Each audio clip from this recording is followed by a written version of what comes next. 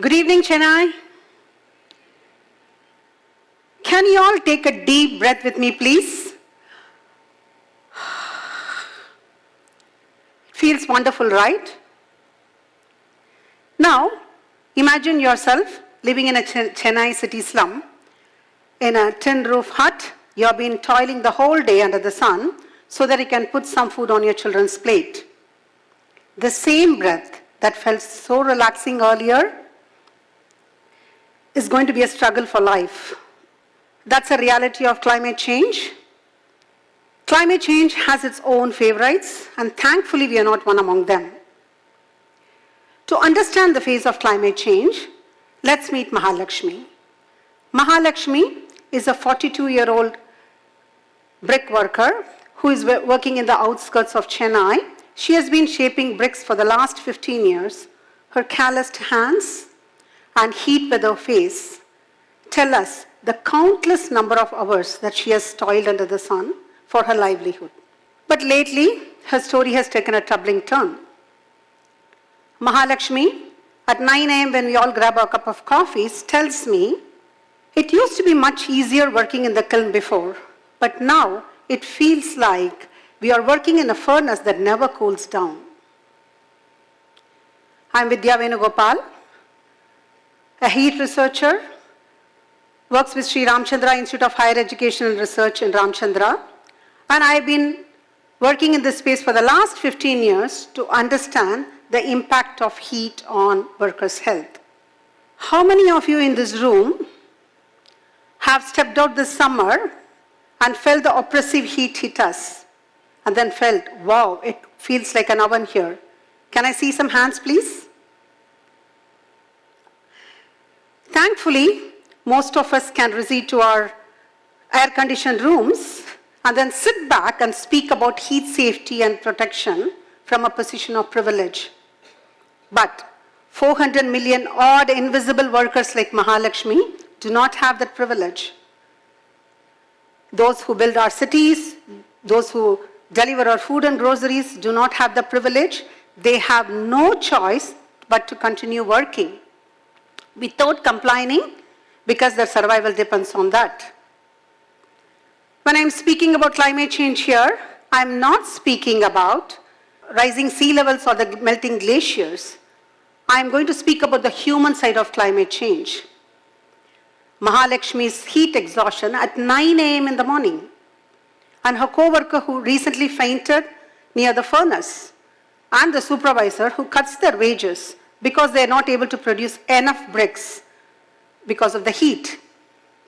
That's a reality of climate change and human health. Now let's disengage ourselves a little bit from Mahalakshmi to understand what's happening around us. Climate change is making our planet hotter by the day, creating more frequent and dangerous heat waves. And when the heat waves hit us, our body's natural defense mechanism is to sweat and cool ourselves.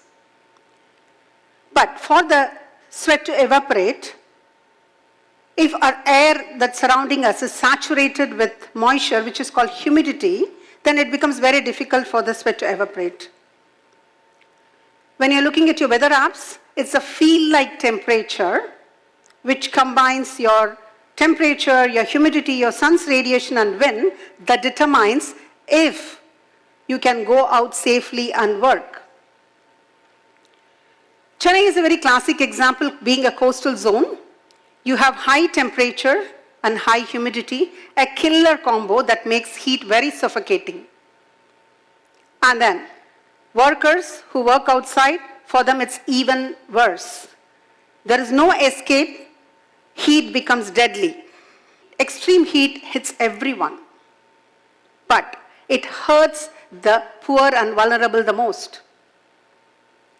In cities like Chennai, where you have a lot of concrete jungle, less vegetation, less water bodies, the temperature of 5 to 10 degrees higher than the surrounding areas, this is called urban heat island. The concrete pavements, the air pollution, everything traps the heat and emits later. What makes it even worse is the air conditioners that give us the comfort are pumping out hot air. which makes the surrounding areas even hotter. So the people who cannot afford air conditioners get the worst hit. They get hit by the weather and by the hot air from our cooling units. And the people who need the relief the most get the worst hit. It becomes even worse for a person who is toiling outside in the sun. To cool our body, naturally our blood has to get diverted to the skin so that it can create sweat and then it can evaporate. This blood flow diversion to the skin leaves less blood for your muscles and your brain. Having less blood in your muscles leads to muscle fatigue. Having less blood to your brain impairs your cognition. Both of these are very bad signals for workers. Muscle fatigue leads to less performance. Impaired cognition could lead to accidents and deaths also. So these workplaces become death trap for these workers in heat. Here is a brutal math. Nearly half of our Indian informal working population work in workplaces that have no heat safety protection programs. 7 out of 10 deaths that happen because of heat is happening in these workplaces. And 90% of these workers who are heat sick with any heat illnesses do not stop working. They have to continue working, they don't have any choice, and that too without complaining because of the fear of losing their jobs. Losing a day's wage means less food on their families' plates. Climate change is presenting with dangerous working conditions for millions of workers across India. Is there something that we can do about it? Is there a hope for these workers? How can you tackle heat in workplaces? Climate adaptation.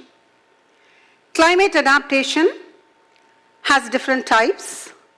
The one that's most used is the time shift work. Time shift work just simply means that you work during the cooler parts of the day so that you can escape heat. Time shift work is very cheap to adapt and doesn't require any infrastructure cost or investment. Climate adaptation generally is beneficial to all workers, but some adaptations leave some behind. For example, time shift work in Indian settings have left behind few million women. The way women, and why am I bringing gender into this? Because the way a woman and a man react to heat and experience heat is different. Women have menstruation and pregnancy that increases at heat sensitivities that makes even routine activities difficult, let alone working in the heat. During menstruation, a woman's body naturally has higher temperature, and then she has the double burden of managing both the internal and the external heat. A pregnant woman, there is a battle that's happening inside the body, whether to divert the blood to the fetus or to the skin to cool herself. This puts both the unborn fetus and the mother at risk. This is just something that's ignored when they are making these climate adaptations. The way a woman experiences heat is shaped by her physical, physiological, and social realities. You will understand this a little bit better when you go back to Mahalakshmi and see how she transitions this time shift work. Mahalakshmi and her husband Chandran, they both work in the same brick kiln. Mahalakshmi's struggles are different from Chandran's. Now Mahalakshmi has to get up at 4 a.m. in the morning for the first shift. She cooks the meals, walks the dark streets with her husband, works the first shift, comes back, continues with the household chores, goes back again at 4 and comes back at 11. Her children are sleeping while she's leaving, and they are mostly asleep when she comes back. Her old mother-in-law, sick, she tries to manage the children in the household when Mahalakshmi is away. But this creates a lot of discord in the family. The long working hours and the heat exhaustion is creating mental and physical issues for Mahalakshmi. And Mahalakshmi now has irregular periods, lot of gynecological problems. After a long day's work, Chandran can take a cool drink and then probably he can step outside to rest outside. But Mahalakshmi doesn't have the luxury. She has to continue working because she has chose to complete. She has to cook for the children, she has to take care of the elderly relatives. This is the reality of Indian society where women have to suffer silently, putting others' need first. Forget about their pains. This is not isolated only to Mahalakshmi in Tamil Nadu. We are seeing time shifting happening in Odisha, in Uttar Pradesh, and construction companies in Chennai have preferential hiring policies so that women are not hired because they can't handle the time shift work. If we ignore the realities of gender and the societal realities, then we'll be leaving behind 158 million women out of the workforce. Mahalakshmi quit too after 6 months because resilience is time-bound. She tried, but she couldn't. And it's not out of choice that she had to leave the job. It was out of necessity. She put family first. All her dreams of financial independence and empowerment now is lost. She now has to just manage with the meager income her husband earns. This is happening with 158 million women if we do not take gender lens into climate adaptation. Also, it is not empowering these women where women empowerment is pushed back by few decades because of this kind of practices. It's not only the loss for the women. Indian economy will be losing about 67 billion annually if informal economy is not supported by these women. Is there hope? How can we help these women get their empowerment back? Gender-specific skilling, that's the key word here.